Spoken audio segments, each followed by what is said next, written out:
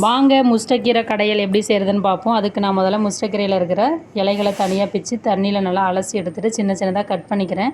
இது வேகிறதுக்கு கொஞ்சம் நேரம் ஆகும், அதனால் கட் பண்ணி ஆட் பண்ணோன்னா சீக்கிரம் வெந்துடும். இப்போ அடுப்பில் ஒரு பாத்திரம் வச்சு பாத்திரத்தில் 1 கப் தண்ணி ஆட் பண்ணிக்கிறேன். இப்போ நம்ம கட் பண்ண 3 கைப்பிடி அளவு முஷ்டக்கீரையை அதில் ஆட் பண்ணிக்கலாங்க.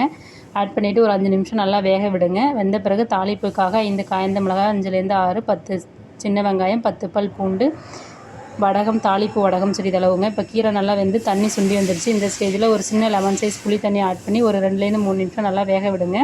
வெந்த பிறகு ஒரு பாத்திரத்துக்கு ட்ரான்ஸ்ஃபர் பண்ணிக்கலாம். அடுப்பு ஆன் பண்ணிவிட்டு அடுப்பில் ஒரு பாத்திரம் வச்சு அதில் 2 ஸ்பூன் எண்ணெய் விடுங்க. தாளிப்பு வடகத்தை ஆட் பண்ணுங்கள். 10 பல் பூண்டு ஆட் பண்ணுங்கள். 10 பல் சின்ன வெங்காயம், காஞ்ச மிளகாய் காரத்திற்காக கிள்ளி ஆட் பண்ணிவிட்டு நல்லா வதக்குங்க. வதக்கின பிறகு நம்ம வேக வச்சுருக்கிற முஷ்டக்கீரையில் அந்த தாளிப்பை சேர்த்து கல்லுப்பு சேர்த்து நம்ம புளிச்சக்கீரைலாம் கடையோளோ அந்த அளவுக்கு கடைஞ்சி எடுத்துகிட்டு சூடான சாதத்தில் நல்லெண்ணெய் சேர்த்து சாப்பிட்டா சூப்பராக இருக்குங்க முஷ்டக்கீரை கடையல்.